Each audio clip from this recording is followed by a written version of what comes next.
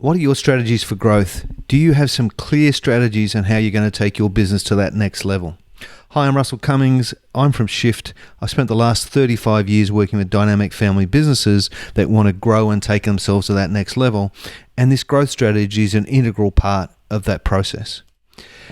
To do this, we use a simple model, often called the growth matrix or the Ansoff matrix, which looks at a couple of things. It actually says if you've got markets, so if you've got existing and new markets, and you've got existing and new products or services that you could push into those markets, there are 4 permutations or combinations that you should be thinking about. The first one is, should we be selling existing products, so the existing products and services, should we be selling those to our existing client base or our existing target market? So that's called market penetration. That's selling more of what you've got to your existing clients. So think about it. Do all your clients use all your products or services? Is there an opportunity to sell more to them? And is there an opportunity to sell more into that existing market? So have you fully saturated the market for, if your target market's accountants or housewives or something, have you fully saturated that market, and is there something else worth looking at? The second one to think about then is market expansion. And it's the next easiest thing to do, which is to sell your existing products and services into a new market. So you may have been dealing with accountants, but now you say, well, I could actually sell the same product into lawyers and other professional services. So I'm going to expand my marketing. I'm going to take on lawyers.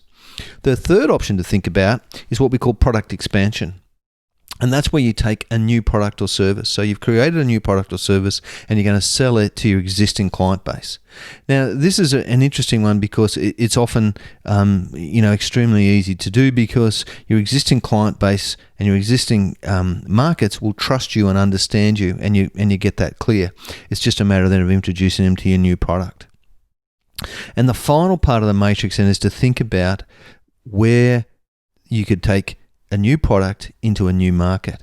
Now, and that's called diversification. Now, unfortunately, this is where lots of people go as the default position, and it's the hardest thing to do because you're trying to sell a product to a market a new product into a market that doesn't know you. So not only is it a new product that you may be unfamiliar with, but it's a market that doesn't know you and you don't understand well. And it's actually the hardest strategy to do, and it's often where people go first.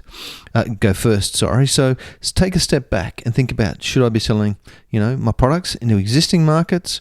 Should we be selling into new markets? Should we be expanding any new products into those markets? And lastly, but only lastly, think about, where do we put some of these new products?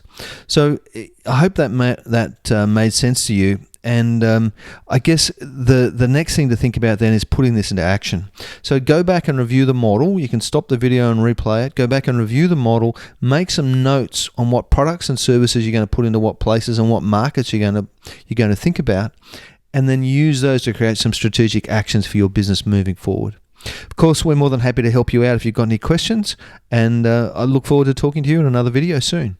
Cheers.